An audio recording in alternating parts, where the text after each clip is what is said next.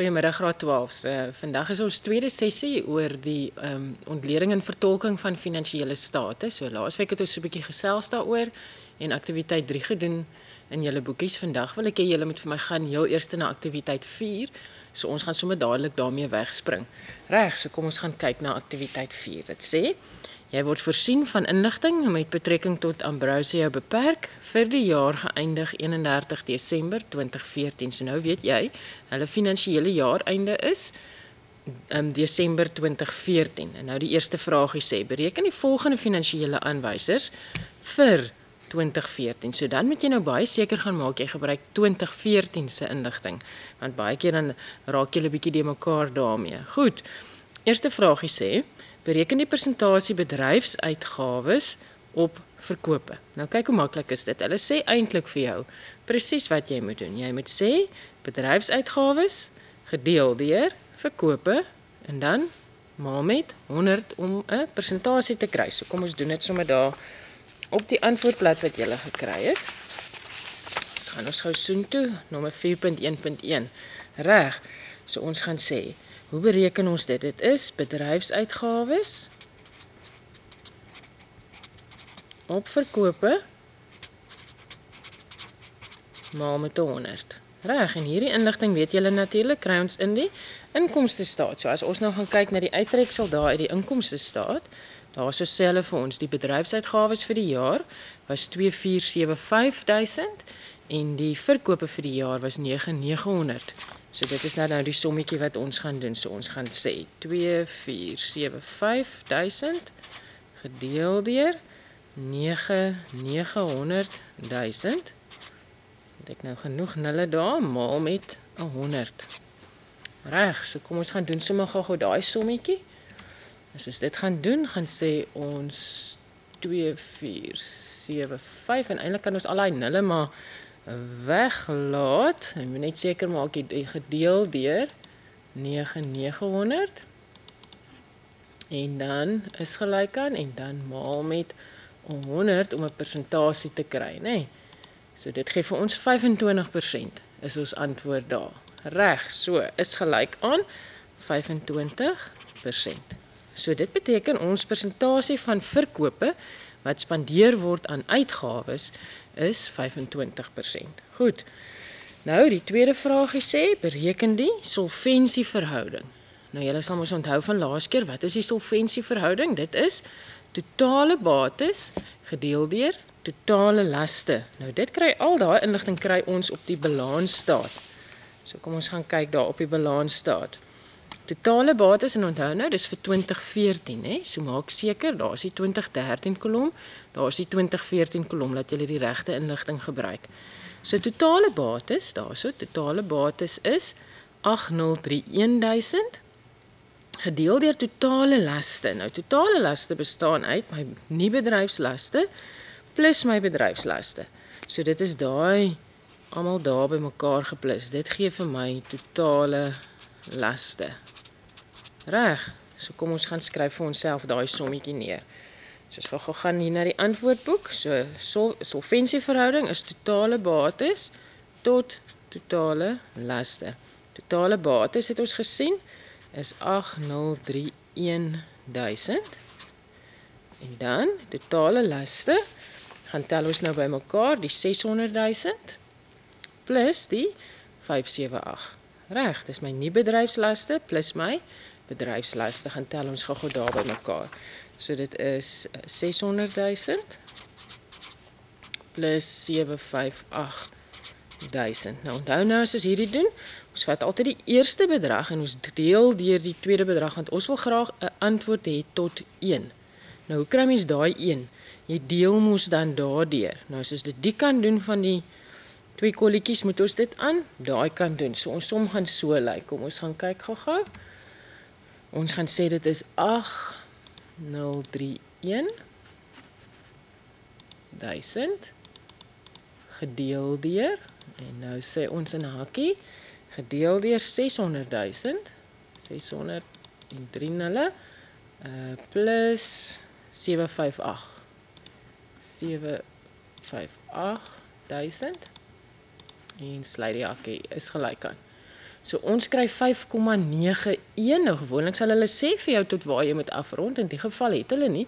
So ek sou sê rond dan af tot 1 desimaal. So met ander woorde 5,9 is ons antwoord daar. So ons sê dit is 5,9 tot 1.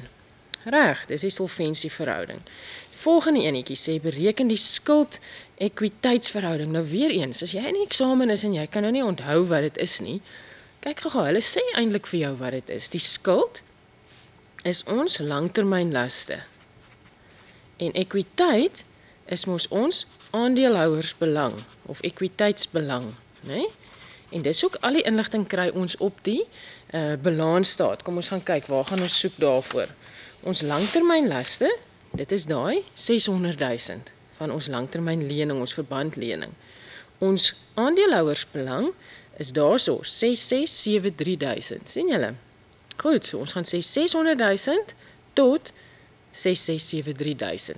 Reg, so kom ons gaan skryf dit gou daar neer. So dit is 600.000 gedeel deur 6,673 is ons aandeelhouersbelang. Goed, so kom ons gaan doen gou dit daar op ons sakrekenaar. Gaan sê ons, dit is die 600.000.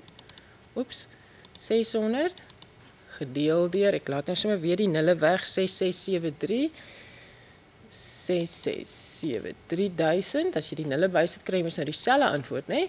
Dan kry ons 0,089. So ons gaan dit afrond na 0,09 sou ek sê, of 0,1 kan 'n mens sê. Reg, so kom ons sê sommer daar 0,09 is ons antwoord. 0,09 tot 1. En nou weet julle mos dit beteken hulle is lagerad, nê? Nee, ons praat baie keer van die langtermynlaste is ons vreemde kapitaal, dit wat ons geleen het. Die aandeelhouersbelang is ons eie kapitaal, dit wat ons van ons aandeelhouers afkry. So vir elke R1 wat ons self bygedra het, ons maar R0,09 moes leen.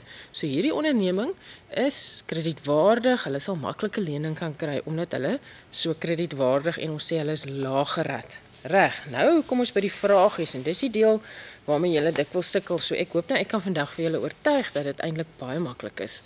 Kom ons kyk, 4.2. Lewer kommentaar oor die bedryfsdoeltreffendheid. Nou ons het laas keer gepraat oor watse finansiële aanwysers gaan alles oor bedryfsdoeltreffendheid en ek gaan julle nou weer terugvat soontoe. Van die maatskappy vir die jaar 2014 haal 2 finansiële aanwysers aan. So jy moet die syfers aanhaal, nou daarvoor kry jy punte met betrekking tot die inkomstestaat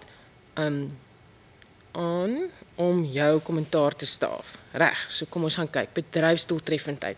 Kom ons gaan gou terug na laasweek se aanbieding wat ek gedoen het. Gaan kyk gou daar, bedryfsdoeltreffendheid, daar sou hy. Goed.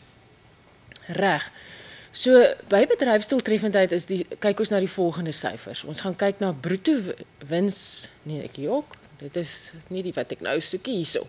Hoe goed beheer die maatskappy hulle uitgawes? Dis waarna ons nou wil kyk. Daar's 3 syfers waarna ons wil kyk.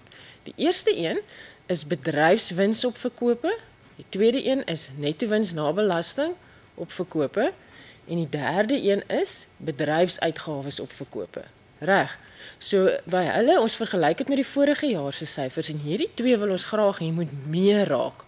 As hulle meer raak beteken dit 'n groter deel van ons verkope bly oor as wins. By die bedryfsuitgawes is dit andersom. Goed, dit sê vir ons watse persentasie van ons verkope spandeer ons aan uitgawes. So as ons hierdie persentasie kan laat kleiner raak, beteken dit ons het beter beheer oor ons uitgawes. So kom ons gaan kyk in hierdie oefening. Nou hulle gee vir julle hierso finansiële aanwysers, sien julle? Daar gee hulle 2013 sin en 2014 sin. So as ons nou gaan kyk na watter van hierdie het te doen met bedryfsdoeltreffendheid, dan sien ons bedryfsuitgawes is op verkope is daar. Nou hulle sê dit was laas jaar 18% en ons het mos gaan uitwerk vir die jaar, as ek reg onthou, is dit ja 25% het ons gaan uitwerk nou net. Bedryfswins op verkope het afgeneem, so hierdie het toegeneem. Ekskuus, ek gaan gou terug na bedryfsuitgawes. Dit het toegeneem, so dis nie so goed nie. Die bedryfswins op verkope het weer afgeneem. So dit is ook nie eintlik 'n goeie teken nie. En dan net so die netto wins na belasting op verkope het ook afgeneem. Goed. So nou moet ons gaan kommentaar lewer. Nou onthou wat het hulle gesê? Haal 2 syfers aan, reg? En jy moet sê wat daarmee gebeur. Jy moet die verhoudings of die persentasies moet jy neerskryf. So kom ons gaan doen dit gou-gou. So die eerste een daarso wat ons gou-gou kan sê is die bedryfsuitgawes op verkope wat ons uitgewerk het. Bedryfsuitgawes op verkope en nou gaan sê jy wat het daarmee gebeur? Dit het toegeneem of afgeneem? Dit het afgeneem. Nee, ek jok, dit het toegeneem. Ekskuus, dit het toegeneem. Het ons nou net gesê van 18% na die 25% wat ons uitgewerk het. Nou wat impliseer dit? Met ander woorde, minder goeie beheer oor uitgawes. Reg.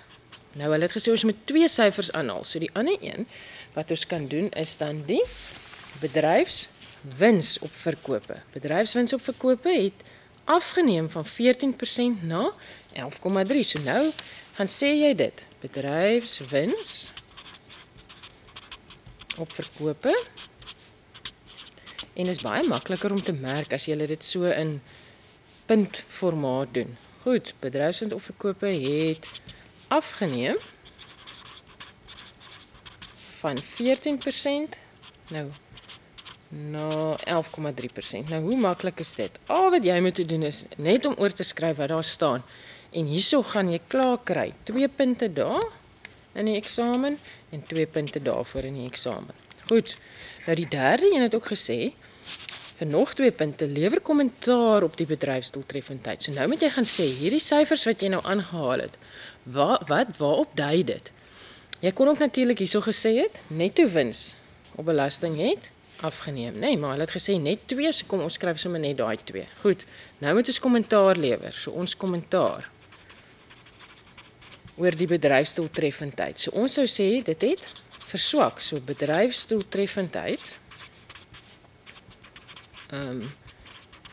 het verswak.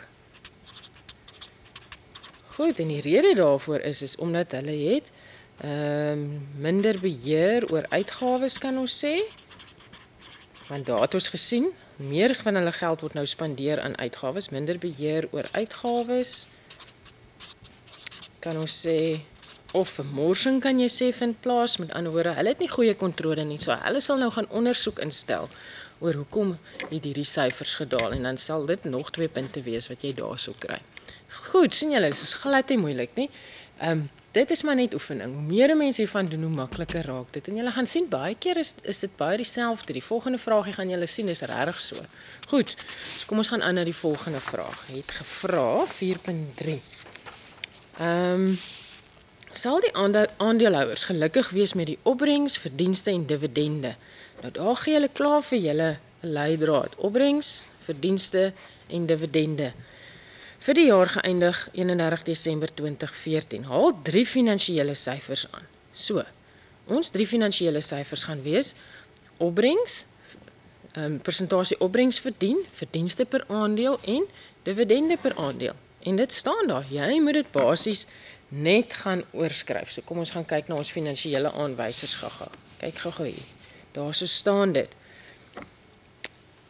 Opbrengs op gemiddelde aandeelhouersbelang, dis die een wat ons gaan gebruik, verdienste per aandeel en dividende per aandeel. Nou goed, opbrengs op gemiddelde aandeelhouersbelang het afgeneem van 37% na 35,5%. So nou gaan skryf jy dit so neer. So kom ons doen sommer gou die eers die onder een en dan gaan ons daarbo ons opinie gee. So ons haal eers die syfers aan. So ons gaan sê opbrengs op gemiddelde aandeelhouersbelang. Opbrengs ons kan eintlik sommer dit afkort op gemiddelde aandeelhouersbelang het afgeneem van 37% na 35,5%. Nou julle vra altyd mag 'n mens afkortings gebruik? In die geval mag jy dit doen. Goed. En dan verdienste per aandeel is die volgende een. Verdienste per aandeel Kom ons kyk wat het daarmee gebeur. Dit het afgeneem van 85 sent na 78 sent. So nou sê ons verdienste per aandeel het afgeneem van 85 sent na 78 sent. Reg, en dan die laaste een is dividende per aandeel. Goed, wat het daarmee gebeur? Dividende per aandeel het afgeneem van 60 sent na 53 sent in 2014. Goed, so ons sê dividende per aandeel afgeneem van 60 sent na 53 sent.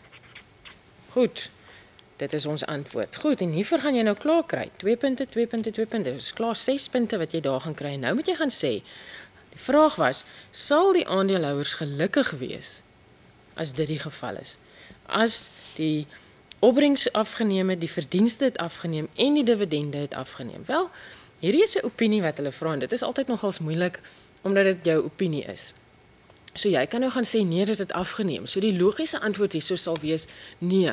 Hulle gaan nie tevrede wees nie, die verdienste het afgeneem, sowel as die dividende het afgeneem en hulle kan dalk bekommerd wees dat dit in die toekoms nog verder gaan afneem. Goed, dit sou vir my die logiese antwoord wees, maar jy kon egter ook gaan sê het in die geval, nee, hulle kan tevrede wees, want as jy gaan kyk na daai persentasie, 37%, is die opbrengs, kyk gou daar, so 37 of 35,5 is dit nou. Dis nog steeds baie goed, dis baie meer as wat hulle sal kry op 'n alternatiewe belegging, byvoorbeeld by 'n bank. So eintlik is dit nog steeds baie goed. So in die geval sou jy kon sê ja, hulle kan tevrede voel want dis baie meer as alternatiewe beleggings, of jy sou kon sê nee, hulle kan nie tevrede voel nie. So ons moet nou maar een kies. So kom ons gaan sê, wat sal ons sê? Ons opinie is kom ons sê maar nee, nie tevrede nie. Want ons gaan sê die persentasie opbrengs het afgeneem. Dividende per aandeel het ook afgeneem. En dan kan ons sê aandeelhouers mag dalk bekommerd raak oor hulle belegging. Mag dalk bekommerd raak oor belegging. Goed, ek hoop julle kan lees wat ek skryf hierso. Goed, so ek gaan gou vir julle kans gee net om daai neer te skryf. So weer eens, dit is 'n opinie, met ander woorde, jy kon gesê het ja, hulle kan tevrede wees, want dit is heelwat hoër as alternatiewe beleggings, of jy kon gesê het nee. Hulle moet ontevrede wees omdat dit afgeneem het en hulle dalk in die toekoms nie sulke goeie dividende gaan ontvang nie. Reg. So dit was by 4.3. Reg, dan gaan ons aan na 4.4. Die hoofuitvoerende beampte voel dat dit 'n goeie idee sal wees om volgende jaar die lenings te vermeerder. Nou as jy sien lenings, moet dit onmiddellik vir jou sê, jy gaan na 2 finansiële syfers altyd kyk as dit gaan oor lenings. Reg. Die een is die skuld-ekwiteitsverhouding wat ons nou net uitgewerk het, en die ander verhouding waarna ons altyd gaan kyk as dit gaan oor lenings, is die opbrengs op kapitaal aangewend. Reg, so kom ons gaan kyk gou nou weer, hoe lyk hulle? Laat ons net gou hier gaan kyk na laasweek, finansiering, daarso, is daai 2 verhoudings. Die skuld-ekwiteitsverhouding, so met ander woorde, dit het ons nou net uitgewerk, is ons nie bedryfslaste gedeel deur ons aandeelhouers ekwiteit, en dan die ander een is die opbrengs op gemiddelde kapitaal aangewend. En dit bereken ons deur te sê dis die netto wins voor rente en belasting gedeel deur die gemiddelde kapitaal aangewend, waar hierdie kapitaal aangewend is jou is eintlik daai 2 bymekaar geplus. Al die geld wat jy ingesit het in die besigheid, dit wat jy geleen het, plus dit wat die aandeelhouers bygedra het. Goed, so dit sê vir jou wat se persentasie wins het jy gemaak op daai geld wat jy aangewend het basies, of daai kapitaal wat jy aangewend het, reg. So dis die 2 verhoudings waarna ons gaan kyk. So kom ons gaan kyk, hulle het dit vir ons gegee, hierso. die skuld-ekwiteitsverhouding was mos 'n vraagtekentjie, maar ons het dit mos gaan uitwerk as 0,09 tot 1. So dit is die een waarna ons gaan kyk en die ander een waarna ons gaan kyk is die opbrengs op kapitaal aangewend. Daai twee verhoudings gaan ons nou kyk. So, opbrengs op aandeelhouersbelang het gegaan van 44% na 47%. Nou die ander ding waarna jy altyd gaan kyk as jy hierna kyk, is jy gaan vergelyk dit met die rente op lening. Nou kom ons gaan kyk hierso. By ekwiteit en laste sê hulle vir jou die verbandlening by Viva Bank se rentekoers is 14%. So dit is wat dit vir ons kos, daai kapitaal wat ons aanwend. Reg? Is ons betaal rente van 14%. Ons praat van dit is die finansieringskoste. Reg? Maar wat maak ons? Die persentasie opbrengs wat ons maak uit daai kapitaal wat ons aanwend is 47%. So met ander woorde, hulle wend dit baie goed aan. Reg? En dan dieselfde hierso. Hulle het gegaan van 0,2 tot 1 wat nog steeds laag gerad is, nog verder laag gerad 0,09 tot 1. Met ander woorde, hulle is baie kredietwaardig en laag gerad. Goed. So kom ons gaan gou terug hierso na die vraagie toe. Nou vra hulle, sal dit 'n goeie idee wees om lenings te vermeerder? Haal 2 syfers aan. So kom ons doen altyd sommer eers die syfers as dit so gevra word. Dan sê ons goed, wat is die 2 syfers wat ons wil aanhaal? Ons het gesê die skuld-ekwiteit verhouding is die 1. Skuld-ekwiteit verhouding is 0,09 tot 1 en dit was 0,2 tot 1. Goed. En dan die ander een is die opbrengs op kapitaal aangewend. Opbrengs op kapitaal aangewend is 47% wat baie meer is as die rentekoers. En ons het ons gesien die rentekoers sal julle onthou was 14%. Ek gaan net gou wys weer waar kry ons daai rentekoers? Kry ons hierso by ekwiteit en laste. Daarso sê hulle vir ons langs die lening, dit was 14%. Reg. So nou het ons 2 syfers aangehaal, maar nou het ons nog nie ons opinie gegee of dit 'n goeie idee sal wees om 'n lening aan te gaan nie. Kan hulle hulle lening vermeerder? So wat dink julle? Sal hulle hulle lening kan vermeerder in die eerste plek? Sal ons sê ja, hulle sal maklik nog 'n lening kry, sal maklik 'n lening aangaan. Die bank sal dit maklik toestaan. Hoekom? Want maatskappy is laag gerad en kredietwaardig. En dan verder kan jy ook sê, hulle maak 'n goeie opbrengs op die kapitaal wat hulle aanwend. So indien hulle nog verder sulke kapitaal aanwend, kan hulle selfs nog groter opbrengste maak. Goed, so met ander woorde, hulle bestuur hierdie geld goed. So dit sal 'n goeie idee wees as hulle nog 'n lening aangaan. En die bank sal dit aan hulle toestaan, omdat hulle laag gerad en kredietwaardig is. Goed, dit was dan aktiwiteit 4. Vraag 4.4. So dis dit. So kom ons gaan nou na aktiwiteit 5. Hy is so bietjie langer. Aktiwiteit 5. Sy daar was net gou daai.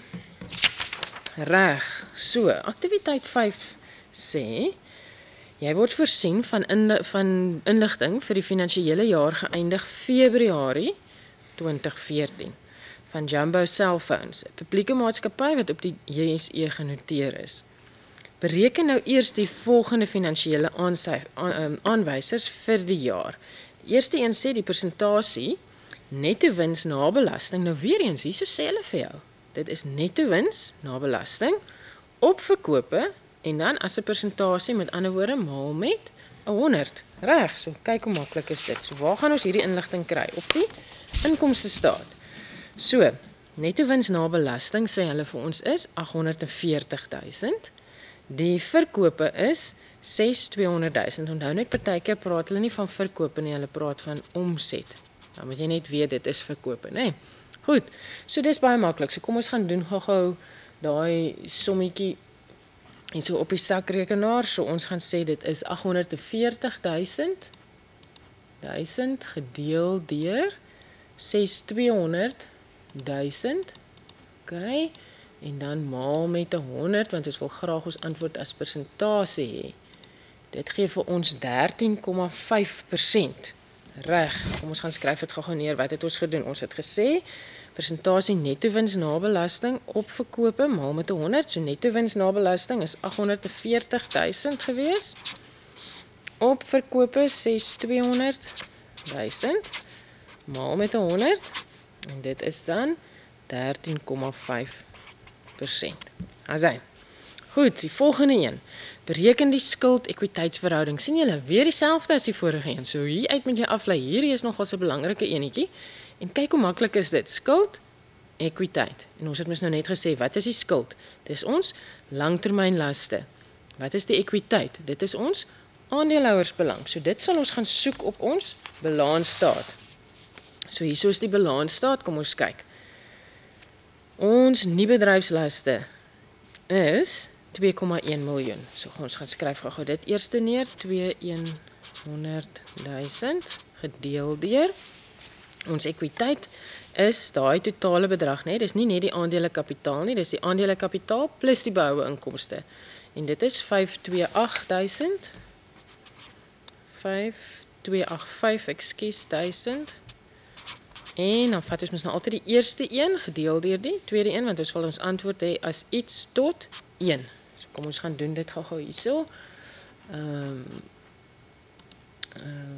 Okay, daar is ons sakrekenaartjie. Goed, so dit is 200.000 gedeel deur 5285.000 en dit is 0,39. So ons kan dit afrond na 0,4 tot 1. Reg. Goed, so ons antwoord is 0,4 tot 1. Met ander woorde, hulle is nog steeds laag gerad. Die ideale verhouding hierso is rondom 0,5 tot 1. Dan is dit nog laag gerad. Tussen 0,5 tot 1 en 1 tot 1 is ook nog heeltemal aanvaarbaar. Maar jy wil nie graag hê hierdie verhouding moet hoër raak as 1 tot 1 nie. Want dan sê ons hulle is hoog gerad as dit hoër is as 1 tot 1. Want dan raak ons vreemde kapitaal meer as ons eie kapitaal. Nee, maar in die geval is ons eie kapitaal heelwat meer as ons vreemde kapitaal. So hulle is kredietwaardig en laag gerad, sê ons. Goed. Volgende enetjie. Bereken die opbrengs op gemiddelde aandeelhouersbelang.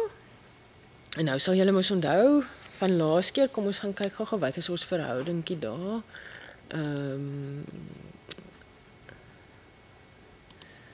Opbrengs op aandeelhouersbelang. Dit is die netto inkomste na belasting gedeel deur die gemiddelde aandeelhouersekwiteit.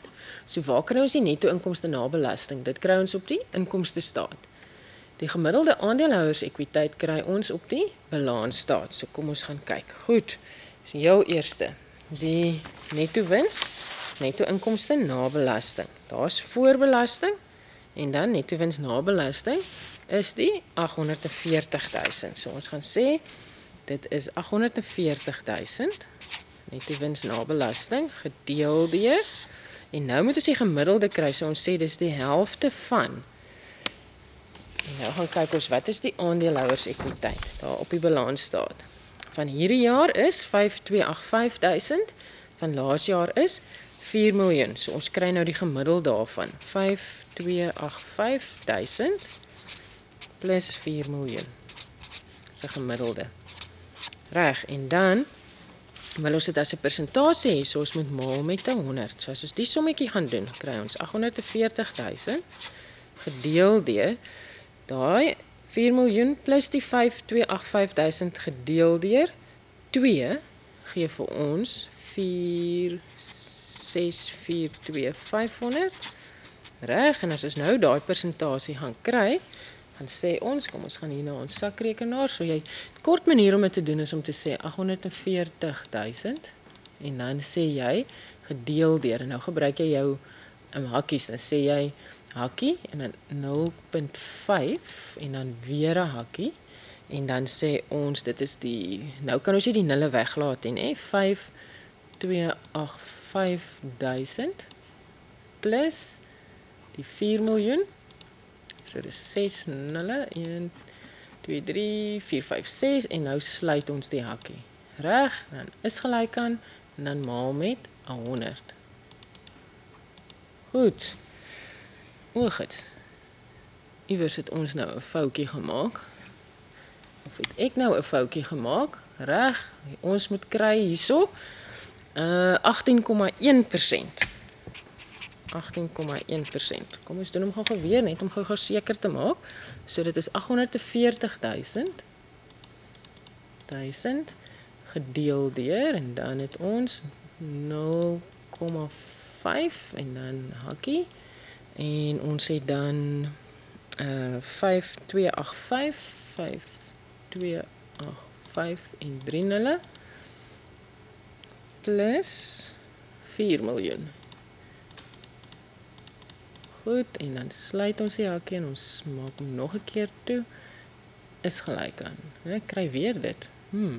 Goed. Miskien doen ek iets verkeerd op hierdie sakrekenaar, maar ons regte antwoord is 18,1%. Reg. So ek dink as julle hom doen, dan gaan julle dit kry op julle sakrekenaars wat julle ken. Reg so. Goed. Dan die volgende vraagie sê 5.2. Die direkteure is van mening dat die bedryfsdoeltreffendheid van die maatskappy verbeter het. Haal aan en verduidelik 2 finansiële aanwysers om hulle mening te staaf. So weer eens, bedryfsdoeltreffendheid, kan julle onthou? Waarna kyk ons as ons gaan kyk na bedryfsdoeltreffendheid? Bedryfsuitgawes op verkope is die een, die ander een is bedryfswins op verkope en die derde een is netto wins na belasting op verkope. Nou kom ons gaan kyk watter van daai gee hulle hier vir ons by die finansiële aanwysers. Daarso. Netto wins na belasting op verkope gee hulle, dit was 11,3% en toe ons mos nou gekry is dit 13,5%. So toename hierso is 'n goeie ding. Dan bedryfsuitgawes het afgeneem, dit is ook goed en bedryfswins op verkope. So jy kan enige 2 van daai 3 syfers kan jy nou gaan aanhaal. Reg. So kom ons gaan sê dan heel eerste hierso bedryfsuitgawes op verkope het afgeneem. Dit is nou net gesien daarso bedryfsuitgawes van 32% na 25%. Reg. En wanneer jy dit doen, onderstreep sommer daai vir die persoon wat jou goed merk dat hulle mooi kan sien jy haal die korrekte syfer aan, nê? Nee. Dan die ander ene is dan die netto wins wat ons bereken het, netto wins na belasting. Op verkope het mos toegeneem.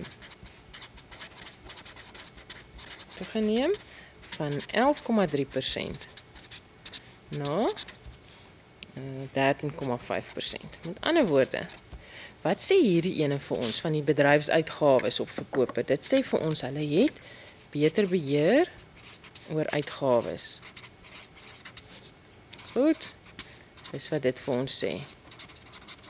Reg? En wat sê hierdie een vir ons? Dit beteken hulle bedryfsdoeltreffendheid. En dit is mos wat hulle vra. Bedryfsdoeltreffendheid het verbeter.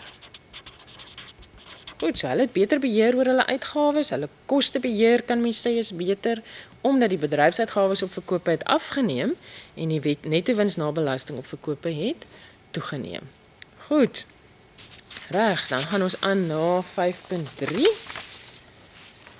5.3 sê, die aandeelhouers is gelukkig met hulle en weer eens gee hulle vir julle hierso 'n leidraad met hulle opbrengs, hulle verdienste en hulle dividende.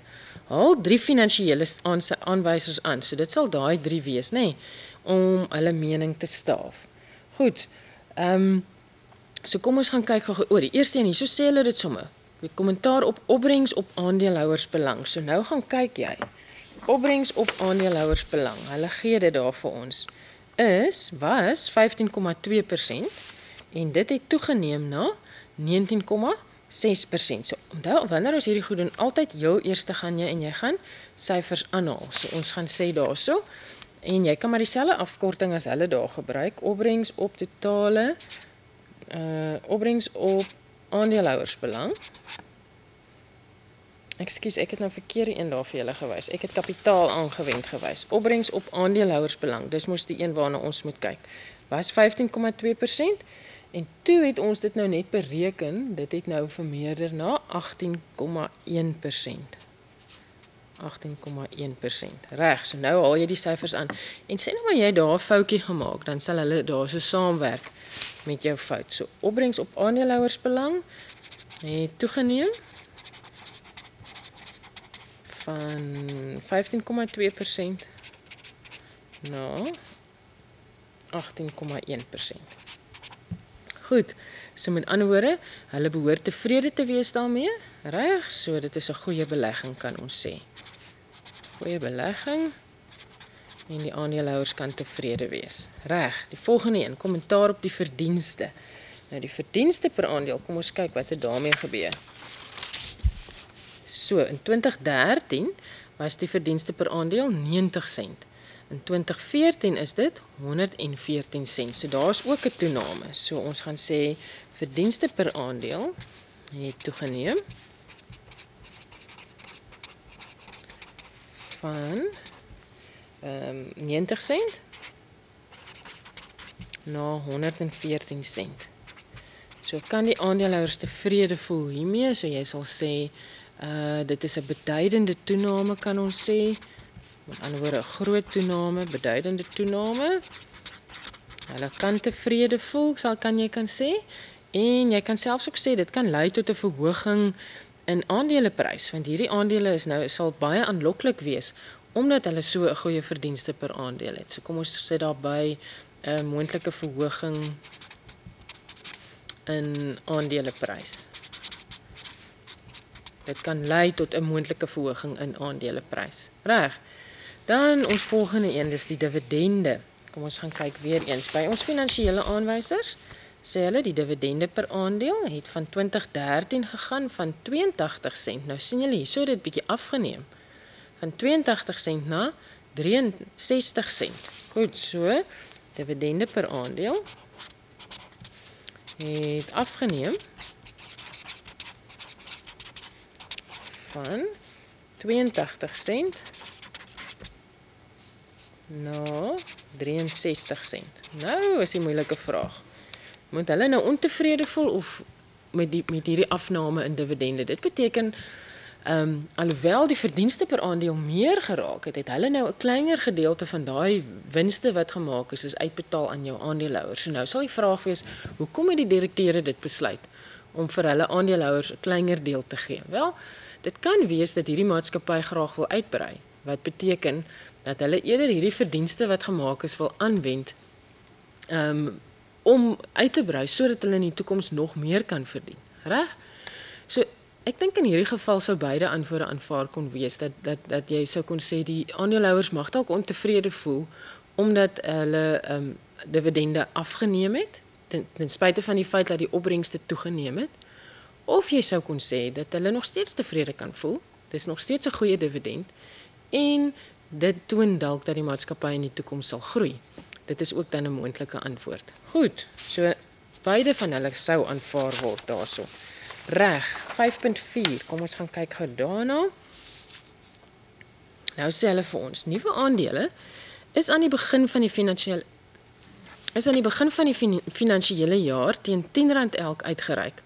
As jy 'n bestaande aandeelhouer, so met ander woorde jy het reeds aandele, sou jy tevrede wees met hierdie uitreikprys, ja of nee? En dan weer eens, haal 2 syfers aan om jou mening te staaf. Goed, nou wanneer hulle hieroor vra, oor uitreikprys, dan gaan jy altyd gaan kyk na netto batewaarde per aandeel. Kom ons gaan kyk, heel onder sê hulle dit vir julle. Netto batewaarde per aandeel,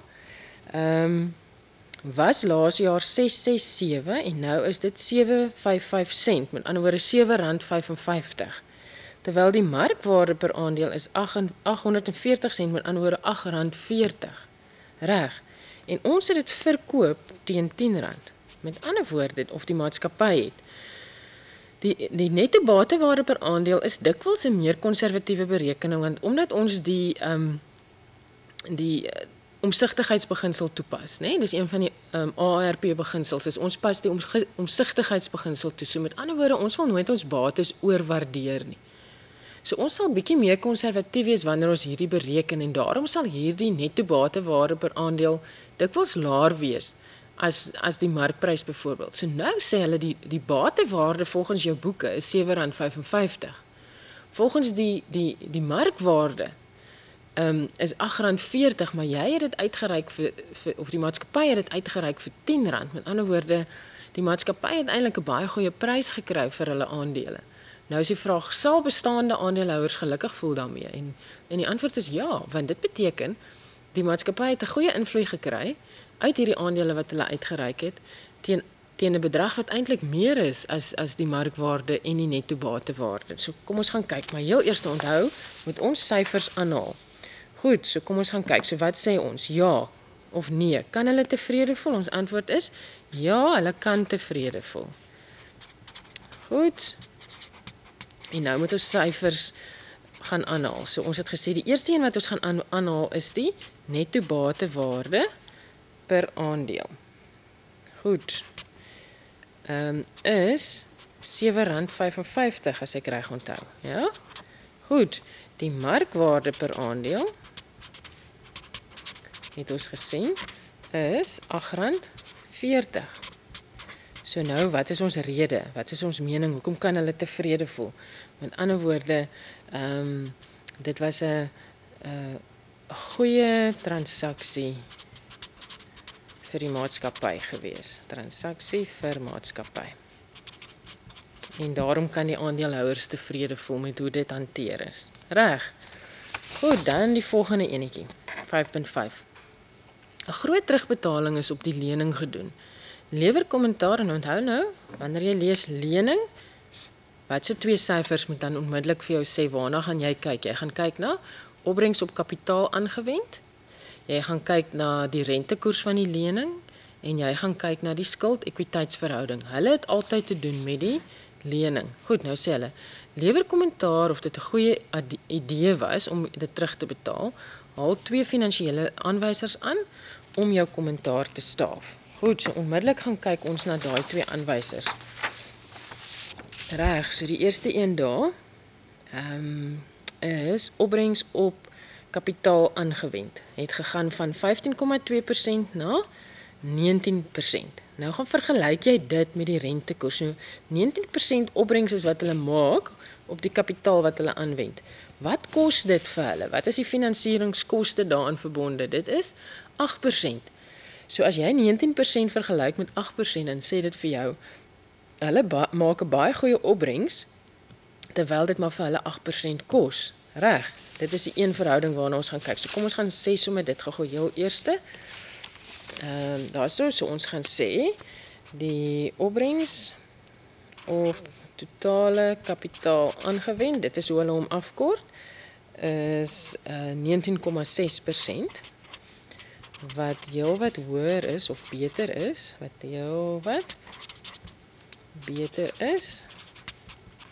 as die rentekoers van 8% het ons mos gesien. Reg. Goed.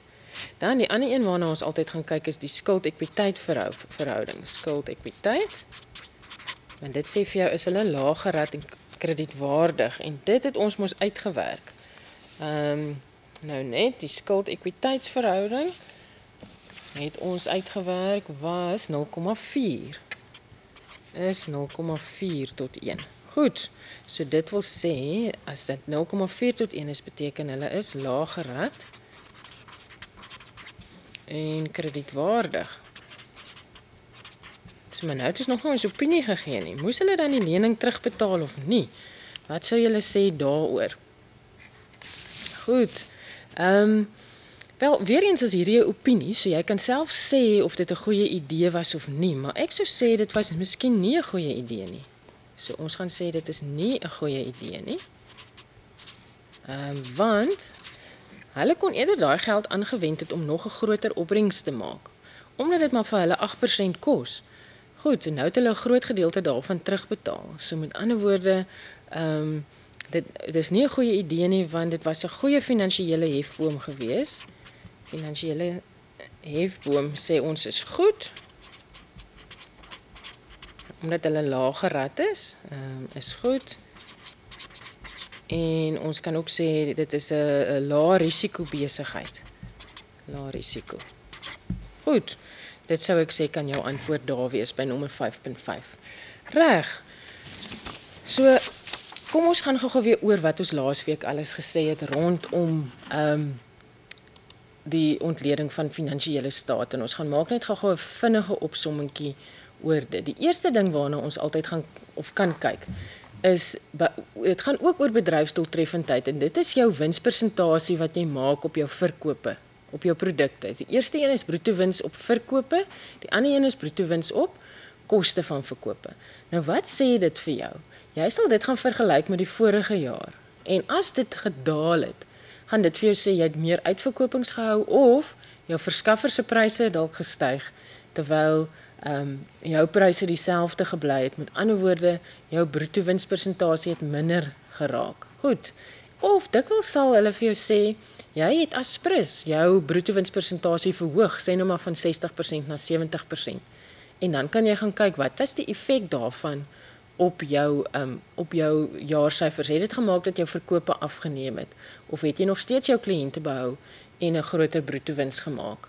Goed, so dis die eerste twee syfers waarna ons altyd gaan kyk. Dan die volgende syfers oor hoe goed beheer hulle uitgawes of hulle praat dikwels van kostebeheer is hierdie 3 en jy het nou gesien in beide die vragies wat ons gedoen het hulle dikwels dit gevra, een van hierdie 3. En dit sê vir jou hoe goed beheer jy jou uitgawes. Met ander woorde, watter persentasie van jou verkope word spandeer aan uitgawes. So hierdie persentasie wil ons so graag so laag as moontlik hê. Of dit die bedryfswins sê weer vir jou watter gedeelte van jou verkope bly oor as wins. Met ander woorde, as ons uitgawes beter beheer en kan sny, beteken dit hierdie persentasie gaan styg en dit is wat ons graag wil hê. En dieselfde met die netto wins na belasting op verkope. Goed. Die volgende verhouding waarna ons gaan kyk is die solvabiliteit. Met ander woorde, ons sê ons totale bates en dit kry ons mos op die balansstaat gedeel deur ons totale laste wat ons ook op die balansstaat kry. So dit sê vir jou kan die maatskappy al sy skuld met gemak vereffen. En ons ideale verhouding hierso is enigiets bo 1:1, maar heel waarskynlik hier rondom 2:1, dan sal jy begin sê dit is 'n goeie verhouding. Goed. Die likwiditeit, snaaks genoeg het min voorgekom in die vrae wat ons nou gedoen het, maar dit word ook baie dikwels gevra. So maak seker dat jy hierdie verhoudings ken en dit gaan daaroor of hulle korttermynverpligtinge na kan kom. En dikwels in die vrae word daar nou vrae gevra rondom terugkoop van aandele. En onthou, een van die goed rondom terugkoop van aandele is hulle sal 'n likwiditeitstoets doen. Met ander woorde, hulle sal gaan kyk, is hulle likwiditeit van so 'n aard dat hulle kan bekostig om hierdie aandele terug te koop.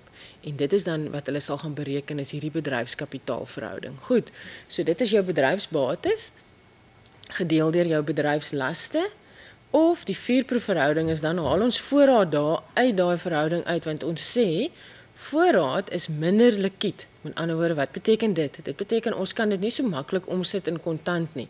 Terwyl wat bly oor as ons voorraad by bedryfsbates aftrek, dan bly daar kontant oor wat reeds kontant is of debiteure wat redelik makliker in kontant omgesit kan word as voorraad. Goed, en ons praat nie meer van norme nie, maar tog wil jy iets sê om dit mee te vergelyk. So jy kan sê min of meer rondom 2:1 is 'n goeie verhouding daar, maar jy kan nooit in isolasie daarna gaan kyk nie, want dit hang af van baie omstandighede. So, selfs al is dit iets soos byvoorbeeld 1,6:1, is dit eintlik nog steeds 'n goeie verhouding. Reg. Hierso sal ons sê so rondom 1:1, maar weer eens, 0,9 is ook nog goed. So dit hang maar af van die tipe besigheid, maar dit is min of meer waarna jy gaan kyk, is dit 2:1 daar en 1:1 daar, dan kan jy sê hulle is redelik veilig of hulle likwiditeit is goed.